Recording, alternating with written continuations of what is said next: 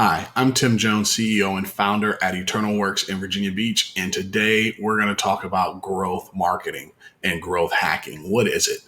So here's the thing. Before we get into defining it, I want to talk about this word hacking or growth hacking.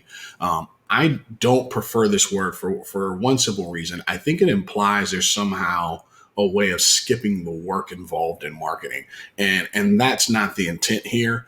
It's really to explain that it's an aggressive way or hyper focused way of growing your marketing in your business, right? Like that's really, it's about growing the revenue of a company in an aggressive, fast paced way. It initially came out of kind of the startup world as a way for startups to rapidly grow their business. And so we're going to define what it is, but I just wanted to kind of make sure people understand growth hacking is not skipping steps. It's not doing the work. It's actually doing the work in a hyper focused, very specific, methodical way. So let's talk about what it is.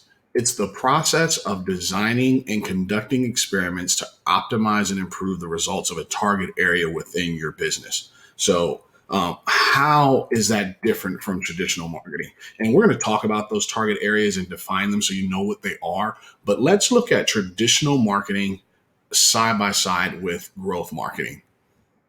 So traditional marketing really goes through two steps: bringing awareness to the brand and then bringing leads in. And then it stops. It doesn't go through the rest of the business. It's not a very holistic approach. And that kind of makes sense traditionally, right? Like you get that. Their job was to make people more aware of the company and then bring in leads to the sales team or bring leads to the website or through the website, right?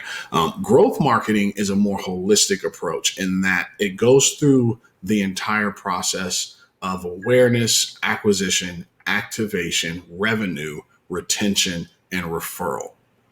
Some people, because of the three A's and three R's, will refer to this as pirate metrics. So if you hear that term, this is what they're referring to.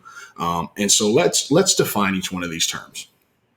So awareness is bringing again attention to the brand, awareness of the brand, but also educating on the problems that your products solve and educating on what your product or service is and how it helps, right? Acquisition, again, is actually bringing in leads, but also converting those leads into customers. Activation is getting those site visitors, those users, those customers to use your product or service as much as they can, as quickly as they can. Companies like Facebook found that with if they get a user in the first 7 days to add 10 friends, they're pretty much locked in. So those are things that they're working to do to keep people on the platform, right? And so that's that activation piece. Revenue is getting them to actually pay for that product or service or sign that contract. And then retention is where we're actually looking to retain those customers. So we're delighting them and working to keep them within our ecosystem, within our product or service. And of course, referral is getting those customers to bring in new leads and new clients and customers to you, understanding that those existing customers also affect the upper parts of the funnel, right? So that's growth marketing. So what are some key takeaways?